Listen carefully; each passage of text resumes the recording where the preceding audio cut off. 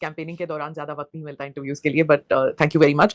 पहले चरण की वोटिंग के बाद आपको क्या फीडबैक मिला है, क्या रिस्पॉन्स है? देखो, पहले चरण की वोटिंग से एक बात तो बिल्कुल स्पष्ट है कि जितने लोगों ने अपने आप को स्वयंभू जो विशेषज्ञ हैं, they have all up for surprise. Bihar में इंडिपेंडेंट हिस्ट्री में कभी इतनी वोटिंग नहीं हुई है। तो there is something that is going beneath the surface जो लोगों को समझ में नहीं आया या नहीं आ रहा अभी भी। मेरी समझ से दो बातें। एक तो 30-35 साल का जो एक स्टेटस कोइस्ट पॉलिटिक्स यहाँ चली है, उसकी वजह से लोग धीरे धीरे ऊब गए थे और पोलिंग परसेंटेज चुनाव आयोग और अन्य सारे तंत्रों के प्रयास के बावजूद बिहार में कभी बढ़ा नहीं है, 50-55 से ऊपर नहीं गया है। पहली बार यहाँ जन स्वराज के तौर पर एक नया विकल्प, एक नया प्रयास शुरू हुआ है, तो कुछ पोलिंग परसेंटेज तो उस वजह से बढ़ा है। बिल्कुल, इसमें कहीं कोई दो मत नहीं है, क्योंकि अब ज्यादातर जगहों पर त्रिकोणीय लड़ाई है।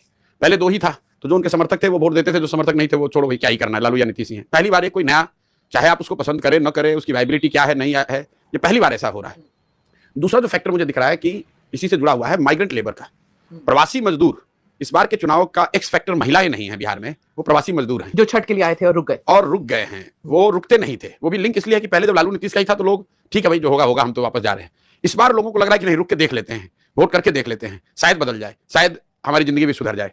ये दोनों फैक्टर जो है ये बहुत बड़ा रोल प्ले किया है। और 10 परसेंटेज पॉइंट पर जो माइग्रेंट लेबर उनको लाया कौन था? आपने नहीं, लाया कौन ये महत्वपूर्ण नहीं है, पर वही होता था ना। नहीं, पहले होता था। देखिए, माइग्रेंट लेबर कैप्टिव वोटर होता था एनडीए का, और इसी वजह से एनडीए के लोगों ने आज से करीब 6-8 महीने पहले बहुत बड़ा एक प्रयास किया था, पूरे देश भर में घूमकर कोई एक भारत श्रेष्ठ भारत के तहत कैंपेन किया था। बड़े बड़े नेता गए थे कि भाई आप लोग सब लोग प्रवासी वापस चलिए और वोट देकर आइए।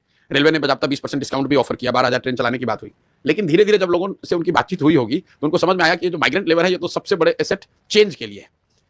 Earlier NDA represented the change, तो एनडीए के वोटर थे। टुडेज कॉन्टेक्स्ट जन Swaraj is representing the change, और वो इतनी बड़ी संख्या है उनकी प्रवासी मजदूरों की कि that is going to change the scale and the result of the election.